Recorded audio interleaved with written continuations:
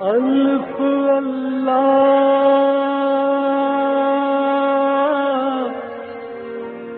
چمبے دی بوٹی میرے من وچ مرشد لائی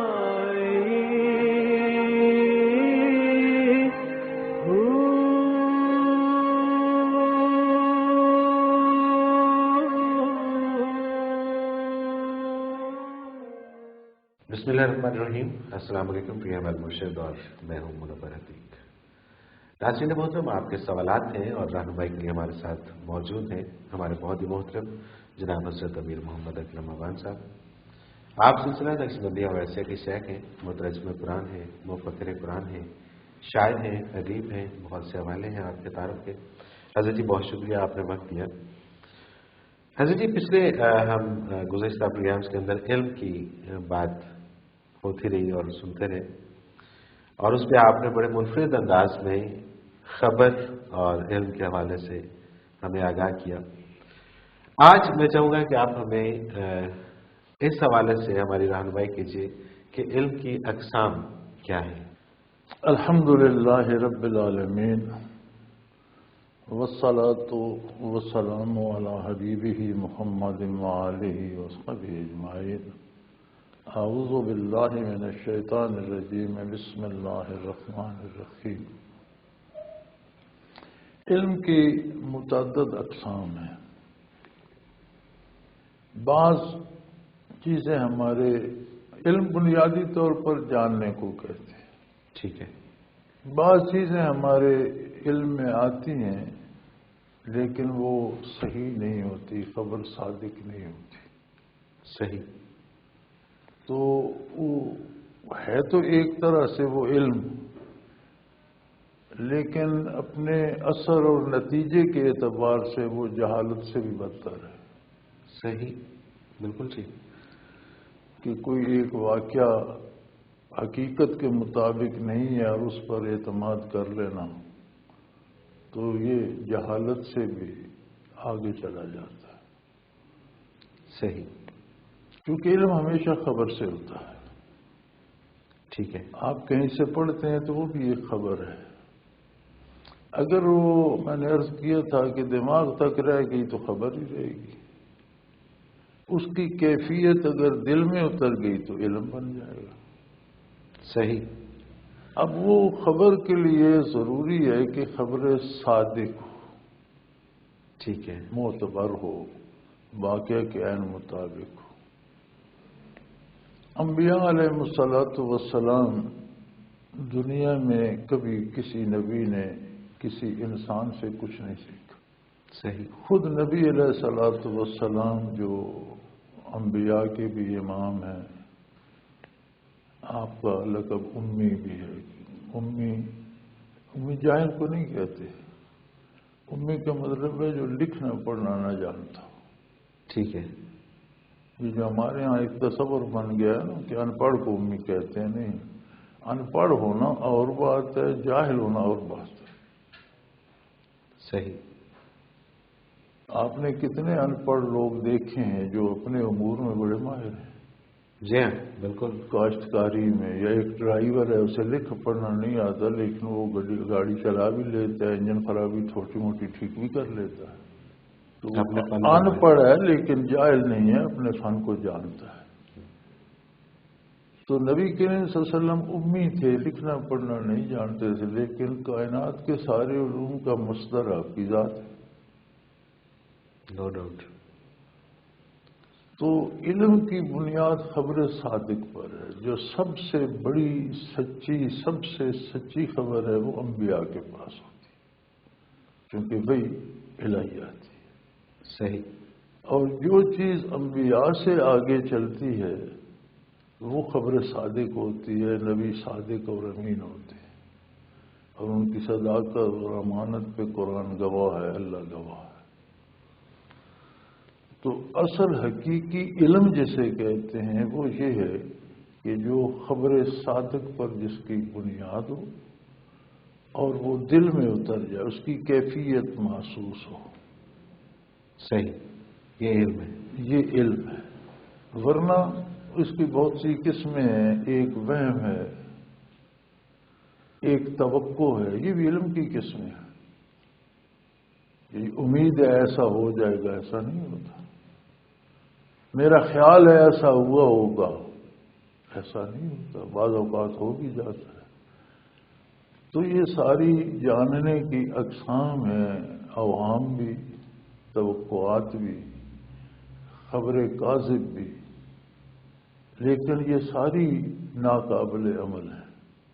حقیقی علم جسے آپ کہیں گے اس کی دو ہی قسمیں ہیں کہ ایک اس کی بنیاد خبر صادق پر ہو، دوسرا وہ صرف دماغ تک نہ آئے۔ کفار نے جو ایمان نہیں لائے انہوں نے خبر صادق کا تجزیہ بھی صرف دماغ سے کیا، ان کے دل نے کیفیت محسوس نہیں کی۔ صحیح۔ تو وہ یہ تو نہیں کہہ سکتے تھے حضور اکرم صلی اللہ علیہ وسلم کو کہ آپ جھوٹ بولتے ہیں، کیونکہ یہ تو آپ کی صداقت پہ خود کافر بھی گواہ تھے کہ آپ نے زندگی میں کبھی اعلان نبوت سے پہلے بھی 40 برس زندگی میں کوئی جھوٹ ثابت نہیں۔ صادق اور امین کہتے تھے، تو پھر کہتے تھے کہ یہ بس ان کے اوہام ہیں، انہیں محض میں یہ کیسے ہو سکتا ہے؟ تو یہ محرومی ہے۔ اور یہ معلومی کیوں ہوتی ہے؟ خبر صادق پہ بندہ کیوں اعتماد نہیں کرتا؟ اس کی سب سے بڑی وجہ خواہشات نفس ہوتی ہے۔ بندہ اپنی پسند حاصل کرنا چاہتا ہے، اس کے خلاف اگر کوئی خبر بھی آئے تو چاہتا ہے کہ یہ جھوٹ ہو۔ جی بالکل،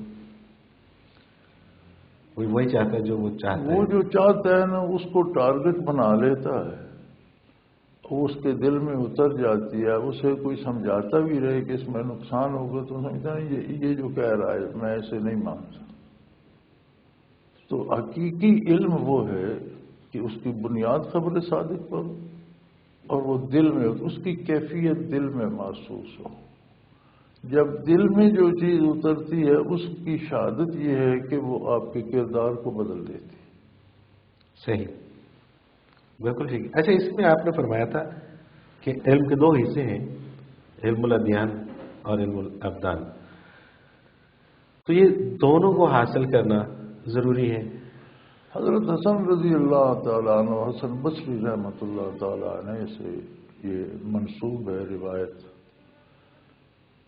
کہ العلم علمان، العلم یعنی دا نالج، سارا علم جسے علم کہتے ہیں اس کے دو حصے، ایک ہے علم الابدان، فزیکل سائنسز کا علم، مادے کا علم،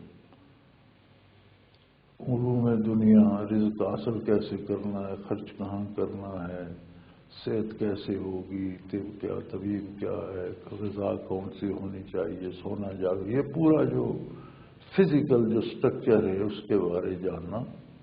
اور علم الادیان، نارمیٹو سائنسز، جن کا تعلق عقیدے سے، انسان کے تصورات سے، اس کی توقعات سے، چونکہ جب تک آدمی کی توقعات درست نہ ہوں، ٹارگٹ صحیح نہ ہو تو اس کی عملی زندگی بھی رائے کہاں جاتی۔ صحیح، ایک آدمی کو آپ اسلحہ بھی دے دیں، بہت اچھی گن بھی دے دیں، بہت سا امنیشن بھی دے دیں، اور اس کا کوئی ٹارگٹ نہ ہو تو سارا دن بیٹھ کر گولیاں چلاتا رہے، اسے حاصل کیا ہو؟ امنیشن بھی ضائع کرے گا، وقت بھی ضائع کرے گا، اپنی قوت بھی ضائع کرے گا، اور حاصل کچھ بھی نہیں۔ تو ٹارگٹ ہونا چاہیے، اور ٹارگٹ یہ ہے کہ اللہ کی رضا زندگی کا حاصل ہے۔ اب اس کے لیے صرف دین ضروری نہیں ہے، ٹھیک ہے، دنیا کو جاننا بھی اتنا ہی ضروری ہے جتنا دین ضروری ہے۔ صحیح، کیونکہ آپ نے جو عمل کرنا ہے، پریکٹیکل لائف جو ہے وہ تو آپ کی دنیا میں ہے، تو نتائج جو مرتب ہوتے ہیں وہ عمل پہ ہوتے ہیں، قول پہ نہیں ہوتے۔ ایک آدمی سارا دن کہتا رہے میں نے کھانا کھا لیا، کھانا کھائے نہیں تو بھوک نہیں مٹتی، طاقت نہیں آتی، کہنے سے نہیں آتی۔ بالکل صحیح۔ تو جب عمل ضروری ہے نتائج کے لیے تو عمل کے طریقے جاننا بھی اتنا ضروری ہو گئے۔ صحیح۔ وہ طریقے یعنی زندگی کس طرح کرنی ہے، صبح و شام کیسے کرنے ہیں، غذا کیا ہونی چاہیے، حلال حرام میں کیا فرق ہے، نیک بد کیا ہے، حلال پیدا کرنا ہے تو اس کے طریقے کیا ہیں، مزدوری ہے تو اس کی حدود کیا ہیں، تجارت کرنی ہے تو اس کا سلیقہ کیا ہے، ملازمت کرنی ہے تو اس کے قواعد و ضوابط کیا ہیں، معاشرے میں انسان مدنی و طبع ہے، مل جل کر رہنے پر مجبور ہے، تو ایک دوسرے پر حقوق وارد ہوں گے، ان کی ادائیگی کا کیا اہتمام ہوگا، لوگوں سے معاملہ کس طرح کرنا ہے، گھر سے کس طرح ہے، بیوی سے تعلق کیا ہوگا، والدہ والدین سے کیا ہوگا، اولاد سے کیا ہوگا، پڑوسی سے کیا ہوگا، قوم سے میرا قومی کردار کیا ہوگا، ملکی کیا ہوگا، بین الاقوامی کیا ہوگا۔ تو یہ سارا علم الابدان ہے۔ بالکل ٹھیک۔ اب علم ادیان اس سے زیادہ ضروری ہے نارمیٹو سائنسز کا جاننا، میں کون ہوں، مجھے کس نے پیدا کیا، مجھے کیوں پیدا کیا، بنیادی سوال ہے۔ کون ہوں میں، کہاں سے آیا ہوں، میرا مصرف کیا ہے، مجھے کہاں جانا ہے، اس کا انجام کیا ہے۔ اگر یہ نہیں جانتا تو پھر تو ایک چوپائی کی زندگی۔ صحیح، بالکل صحیح۔ تو یہ جو ہے علم ادیان، اس کی بنیاد علم الابدان پر ہے۔ ٹھیک ہے کہ آپ کے پاس دین کی ساری بھی خبر ہو تو آپ معاملات کرنے میں نہیں جانتے، ان میں گڑبڑ ہوتی ہے تو دین باقی نہیں رہتا۔ بالکل ٹھیک ہے۔ لہذا یہ دونوں شعبے مل کر پورا علم کہلاتے ہیں۔ صحیح۔ تو ہماری یہ کمزوری ہے جس میں ہم تھرڈ ورلڈ میں شمار ہوتے ہیں، وہ بنیادی یہ ہے کہ ہمارے پاس عقیدہ ہے، اس کا علم نہیں ہے، اور دنیاوی علوم سے بھی ہم بے بہرا ہیں، کیونکہ دنیاوی علوم کی حدود دین مقرر کرتا ہے۔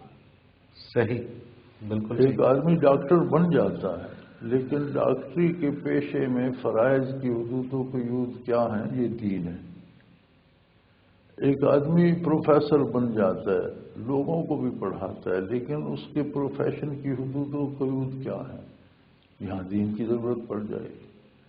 تو دونوں ہوں گے تو ترقی ہوگی۔ بالکل صحیح۔ اچھا جی، مجھے ایک بریک پہ جانا ہے اور واپس آ کے علم ظاہر اور علم باطن، ان دونوں میں کیا فرق ہے، اس پہ آپ سے رہنمائی لیں گے۔ ناظرین محترم، اگر آپ بھی اپنے سوال کے ذریعے اس پروگرام میں شامل ہونا چاہیں تو اسکرین پہ ہمارا نمبر موجود ہے، آپ نوٹ فرما لیجیے 033349555021، اور اسی طرح سے آپ ہمیں میل کر سکتے ہیں almurshid.tv کی ویب سائٹ پہ جائیے، کوشچن کے آپشن میں جائیے، اپنا سوال لکھیے ہمیں بھیج دیجیے۔ almurshid.tv پہ آپ کو ریسرچ ورک کرنے کے لیے بہت کچھ مل سکتا ہے، سرچنگ کے بڑے اچھے آپشن ہیں اس کے اندر، حضرت جی کے تراجم انگلش اردو اس کے اندر آپ کو مل جائے گا، ہمارے جتنے بھی گزشتہ پروگرامس ہیں المرشد وہ اس کے اندر مل جائیں گے، اور بہت کچھ آپ کو اس میں ایسا ملے گا کہ جو آپ کی رہنمائی کے لیے بہت اچھا ہوگا۔ ایک مختصر کمرشل بریک لیتے ہیں، حاضر ہوتے ہیں ہمارے ساتھ رہیے گا۔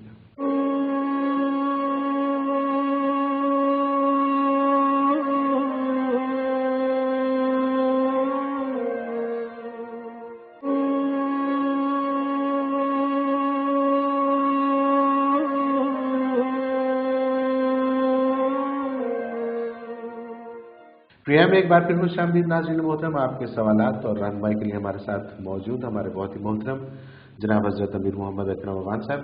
حضرت جی، بریک پہ جانے سے پہلے علم کی اقسام پہ بات ہو رہی تھی، اور اب میں چاہوں گا کہ تھوڑی روشنی ڈالیے گا کہ علم ظاہر اور علم باطن کیا ہے، ان میں فرق کیا ہے، ان کے حصول کے ذرائع کیا ہیں۔ بسم اللہ الرحمن الرحیم۔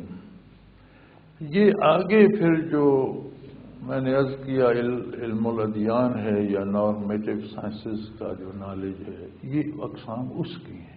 ٹھیک ہے۔ یہ علم دین کی دو اقسام ہیں۔ آپ سن کر بھی علم حاصل کرتے ہیں، دیکھ کر بھی، پڑھ کر بھی۔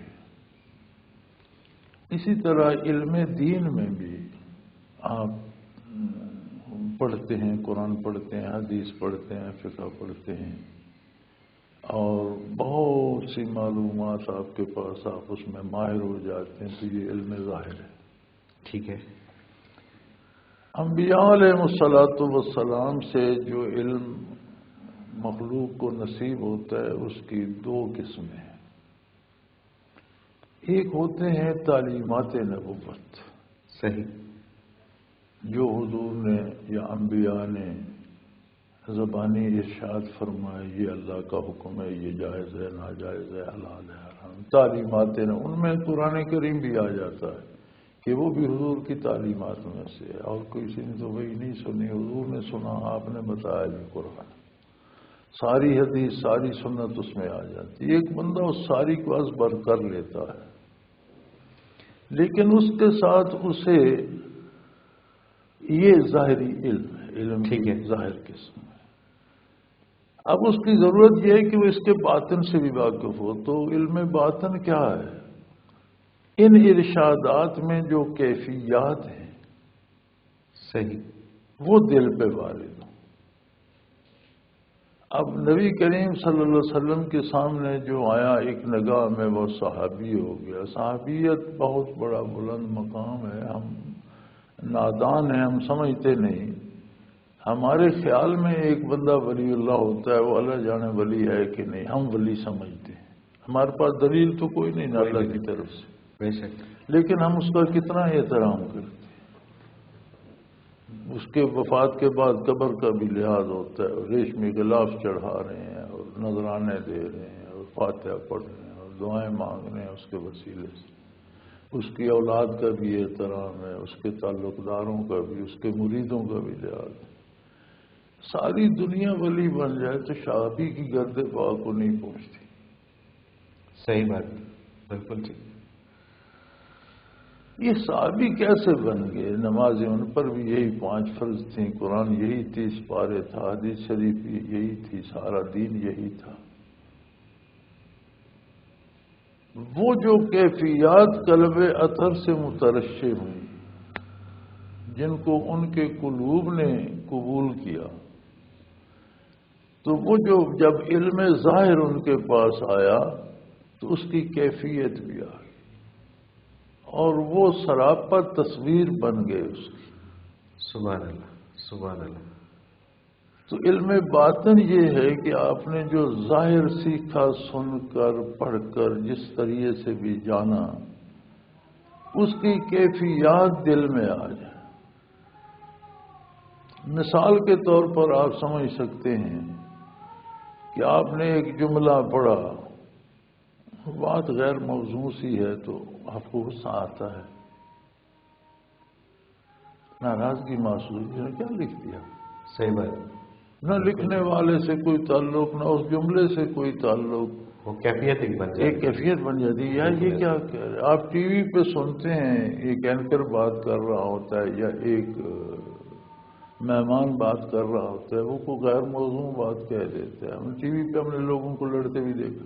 جی، اب وہ لڑ رہے ہیں، ایک کسی سیاسی جماعت کا ہے، دوسرا کسی سیاسی جماعت کا ہے، ان کا الگ شور ہے، ہمارا نہ اس سے لینا نہ دینا، لیکن طبیعت میں بیداری آ جاتی ہے کہ یہ کیا بات ہے یار، انہیں خیال نہیں آتا کہ کتنے معتبر قسم کے لوگ ہیں، کیسا اچھا لباس ہے، لائیو ٹی وی پہ بیٹھے ہیں، ایک دوسرے کو بڑا بڑا کہہ رہے ہیں۔ یہ کیفیت ہے، بالکل صحیح۔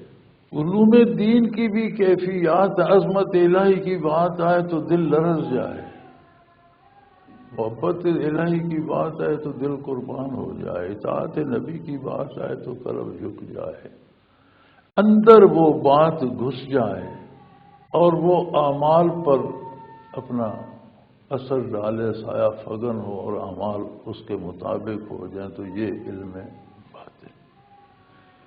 اب علم باطن جو ہے، چونکہ صحابی وہی بنا جو صحبت میں پہنچا۔ بالکل صحیح۔ تابعین میں بڑے بڑے نیک ہوئے ہیں، بڑے بڑے مجاہد، بڑے بڑے عالم، بڑے بڑے فقیہ، ان کا اپنا درجہ ہے، لیکن صحابی کے مقام، صحابی ہاں ایک ان پڑھ بھی تھا، تابعین کا بڑا عالم بھی اس کو نہیں پہنچتا، وہ صحابی تھا، اس کی کیفیات براہ راست قلب اطر پیغمبر صلی اللہ علیہ وسلم سے مترشح. اسی طرح تبع تابعین کو نہیں پہنچتے. اچھا یہ صحابہ نے صحبت سے حاصل کیا. تابعین تب تابعین بنے جب کسی صحابی کی صحبت میں گئے. صحیح. تبع تابعین بنے جب کسی تابعی کی صحبت میں گئے. صحیح. یعنی ظاہری بات تو آپ کو کتاب سے بھی، ریڈیو سے، ٹی وی سے، خبر سے، بندے کے سنانے سے پہنچ جاتی ہے، لیکن قلبی کیفیت صحبت سے حاصل ہوتی ہے. پھر امت کا ایک کثیر طبقہ جنہیں ہم ولی اللہ کہتے ہیں، یہ وہی لوگ ہیں جنہوں نے تابعین سے لے کر آج تک سینہ بسینہ مشائخ کی خدمت میں رہ کر، بیٹھ کر، محنت مجاہدہ کر کے قلب سے قلب میں کیفیات حاصل کی. صحیح. جیسے علم ظاہر کے لیے آپ کو کتاب کا سہارا لینا پڑتا ہے، کتاب پاس ہو پھر استاد کا سہارا لینا پڑتا ہے، تو اس علم باطن میں بھی کوئی صاحب کیفیات ہو تو اس کی صحبت کا سہارا لینا پڑتا ہے. بالکل صحیح. مکمل علم تب بنتا ہے جب آپ کے پاس کیفیات بھی ہوں، خبر ظاہری بھی ہو، اور وہ ظاہری جو ہے وہ دین کی بھی ہو، دنیا کی بھی ہو، تو یہ العلم دا نالج کہلائے گا. صحیح. بالکل صحیح. تو اس جو یہ علم ہے، علم دین، علم الادیان جو ہے، اس کی یہ دو قسمیں ہیں، علم ظاہر اور علم باطن. ٹھیک ہے. علم ظاہر جو ہے وہ کردار کو اس طرح متاثر نہیں کرتا بغیر علم باطن کے. صحیح. بندہ جانتا ہے یہ کام غلط ہے، لیکن خیر ہے کر لیتا. بالکل ٹھیک بات ہے. جب وہ علم باطن اس کے ساتھ ہوتا ہے تو پھر اس ظاہری علم کے خلاف جانا اس کے لیے مشکل ہو جاتا ہے. کبھی غلطی سے چلا جائے تو فوراً توبہ کرتا ہے، رجوع اللہ کرتا ہے، اس کا کفارہ کرتا ہے کہ جو کوتاہی ہوئی ہے اس کمی کو دور کیا جائے. بالکل صحیح.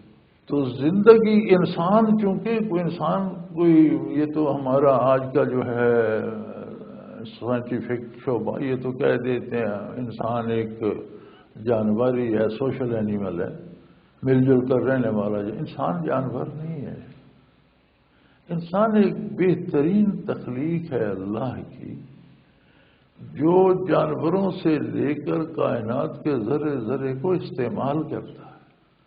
سبحان اللہ. وہ خلق لکم ما فی الارض جمیعا، روئے زمین پر جو کچھ ہے تمہاری خدمت کے لیے. بالکل صحیح. تو مخدوم اور خادم ایک جیسے کیسے ہو سکتے؟ نہیں ہو سکتے. جانور انسان کے استعمال کے لیے، اس کی خدمت کے لیے، انسان جانور کیسے ہو؟ بالکل ٹھیک.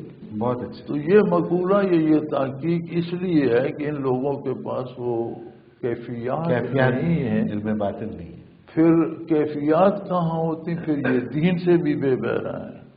بالکل صحیح. صرف دنیا کی ترقی اور دنیاوی علوم نے انہیں یہاں پہنچا کہ انہوں نے انسان کو بھی جانور کہہ دیا.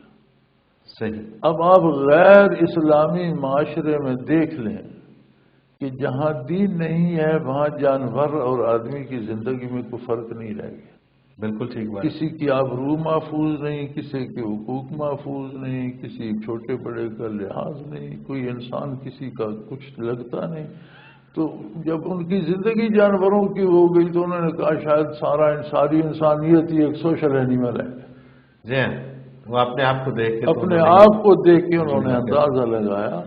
وہ تاریخ پڑھتے مسلمانوں کی، اسلام کی، پیغمبر صلی اللہ علیہ وسلم کی، پہلے انبیاء کو ہی سمجھ لیتے تو انہیں سمجھ آ جاتی کہ جانور انسان کے استعمال کی چیزیں ہیں، انسان جانور نہیں ہے. بالکل صحیح.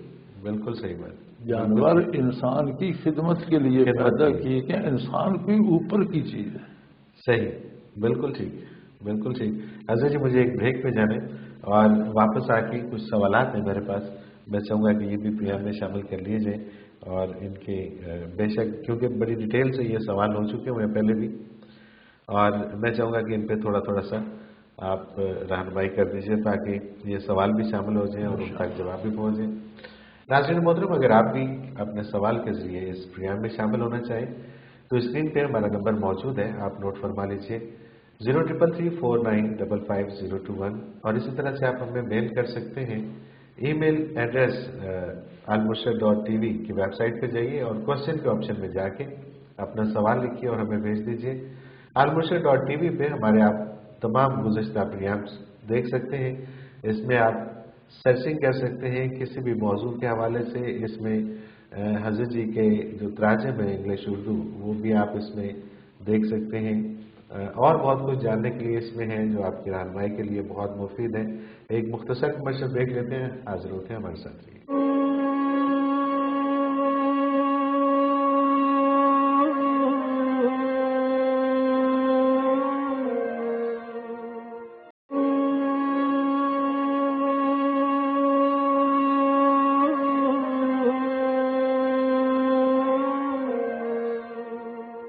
پروگرام میں ایک بار پھر خوش آمدید ناظرین محترم. آپ کے سوالات اور رہنمائی کے لیے ہمارے ساتھ موجود ہمارے بہت ہی محترم جناب حضرت امیر محمد اکرم اعوان صاحب. حضرت جی سوالات شروع کرتے ہیں اور پہلا سوال سیف اللہ ڈیرہ اسماعیل خان سے. حضرت جی اللہ پاک کا نام تو اللہ ہے, ہم جو ساتھ ہو لگاتے ہیں یعنی اللہ ہو سے کیا مراد؟ یہ اللہ پورا جملہ ہے. اچھا. اور اسے اصطلاح میں جملے خبریہ کہتے ہیں. اچھا. قرآن کریم میں یہ ضمیر بہت جگہ استعمال, کہیں صرف ہو استعمال ہوا ہے, کہیں ہو اللہ, کہیں اللہ اللہ جی. تو اللہ جملہ خبریہ بنتا ہے, اس کا معنی ہے وہی ہے اللہ. بالکل صحیح, بالکل ٹھیک. تو یہ کامل جملہ ہے. اور علوم قلبی کی تاثیر کے لیے کیوں اور کیسے نہیں کیا جاتا, جیسے فرمایا جائے ویسے کیا جاتا. یہ بہت نازک معاملہ ہے. بالکل ٹھیک, بالکل ٹھیک. میں 25 سال اپنے شیخ مکرم کے ساتھ رہا, جو سنا وہ کیا. 25 برس میں یہ سوال نہیں کیا کہ یہ کیوں ہے, کیونکہ کیوں وہاں وارد ہوتی ہے جہاں آپ کو اعتماد نہ ہو کہ شاید یہ مجھ سے غلط تو نہیں کرا رہا. صحیح. وہاں کیوں پیدا ہوتی ہے.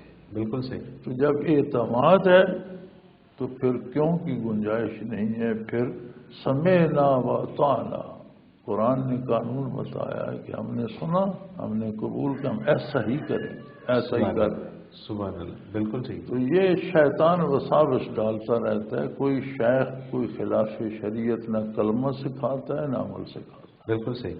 لہذا انہیں اعتماد الشیخ پہ رہنا چاہیے.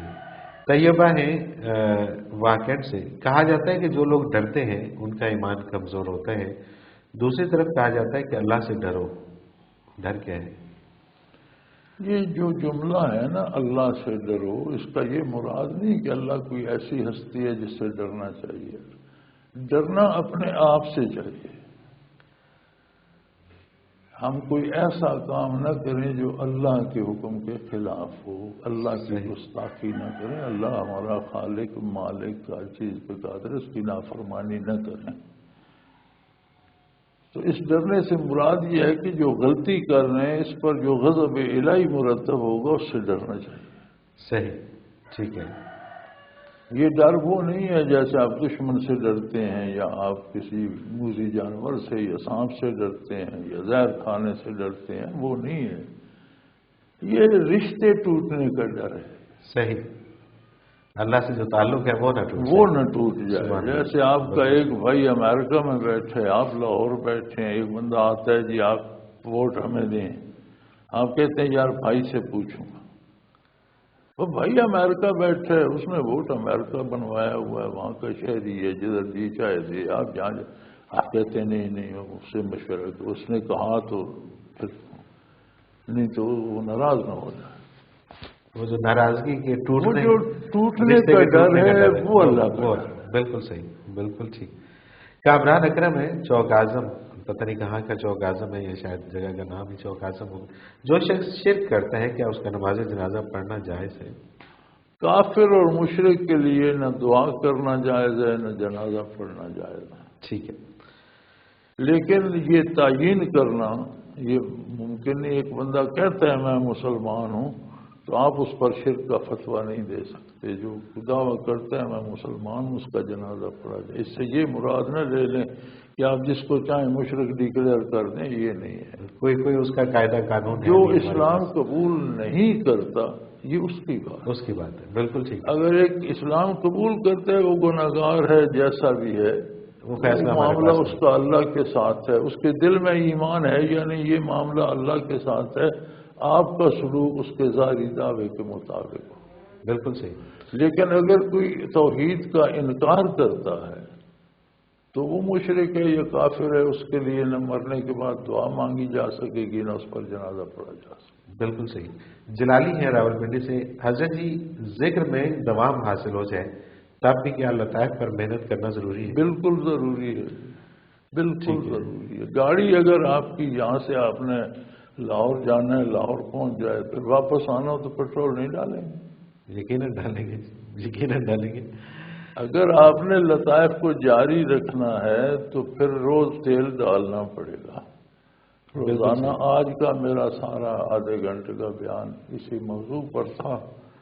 انہیں کہ یہ اس سی ڈی پہ آ جائے گا، وہ سن لیں آج کے اجتماع کا پروگرام. صحیح، بالکل ٹھیک. آپ آج جو اجتماع ہوا ہے یہ آپ اسی نمبر پہ جو ہم اناؤنس کرتے ہیں اس میں کال کر کے پوچھ لیجیے گا، اور یہ سی ڈی آپ ضرور لے لیجیے گا، اس کو دیکھیے گا.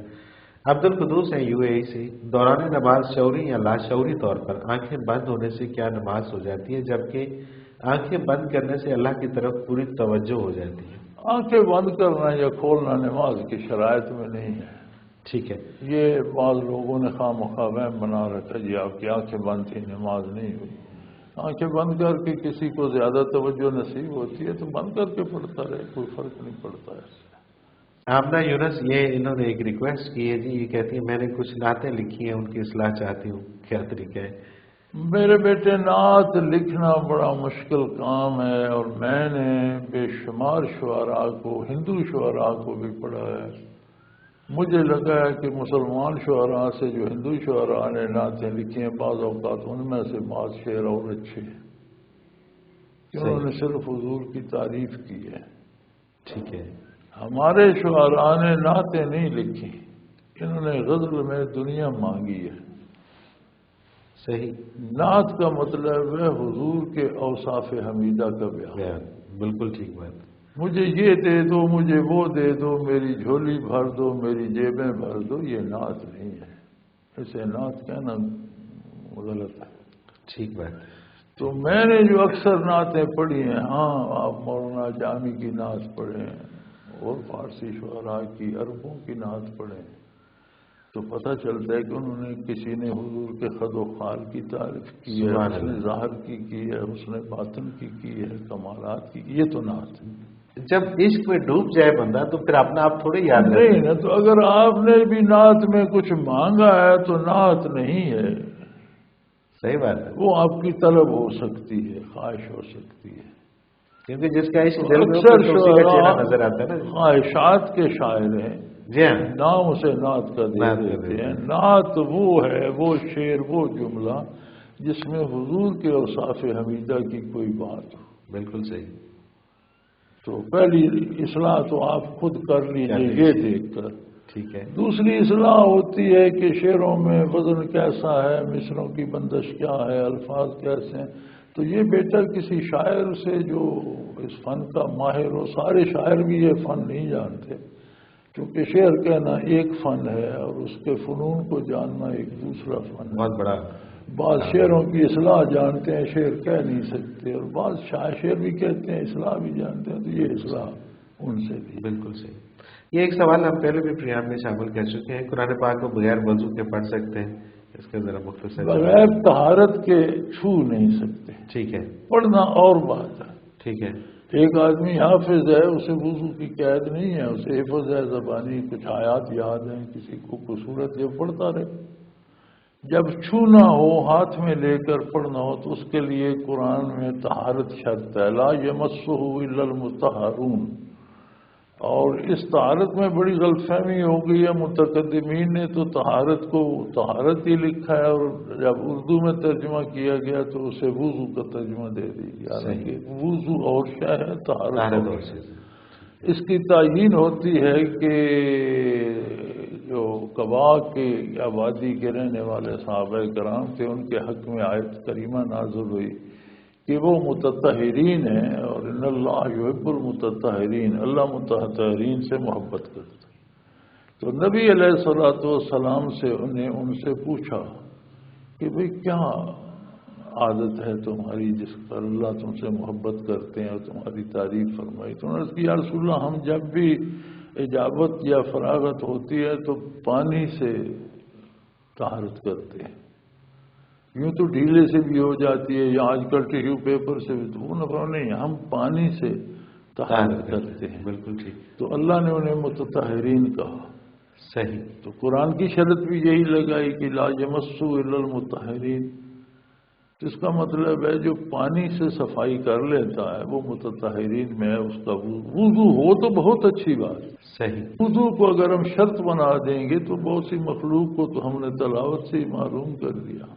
صحیح۔ کتنے ایسے لوگ ہیں جو بمشکل نماز کے لیے وضو رکھتے ہیں، بیماری کی وجہ سے، کسی اور وجہ سے، تو پھر وہ تو تلاوت نہیں کر سکیں گے۔ تو اس کے لیے طہارت شرط ہے۔ صحیح، بالکل صحیح۔ حضرت جی، ہمارے پروگرام کا وقت اپنے اختتام کو پہنچ گیا۔ آپ کا بہت شکریہ کہ آپ نے وقت دیا۔ ناظرین محترم، اگر آپ بھی اس پروگرام میں سوال کے ذریعے شامل ہونا چاہیں تو اسکرین پہ ہمارا نمبر موجود ہے، آپ نوٹ فرما لیجیے 0333495501، اور اسی طرح سے آپ ہمیں میل کر سکتے ہیں۔ almurshed.tv کی ویب سائٹ پہ جائیے، کوشچن کے آپشن میں جا کے اپنا سوال لکھیے اور ہمیں بھیج دیجیے۔ almurshed.tv پہ آپ ہمارے تمام گزشتہ پروگرامس دیکھ سکتے ہیں۔ حضرت جی کی تراجم جو ہے قرآن پاک کے اردو میں، انگلش میں، وہ بھی آپ کو اس میں مل جائیں گے۔ اس میں اور بہت کچھ آپ کو آپ کی رہنمائی کے لیے مل جائے گا۔ اس کے ساتھ ہی آج کے پروگرام کا وقت اپنے اختتام کو پہنچا۔ منور عتیق کو اجازت دیجیے، اللہ حافظ۔ لا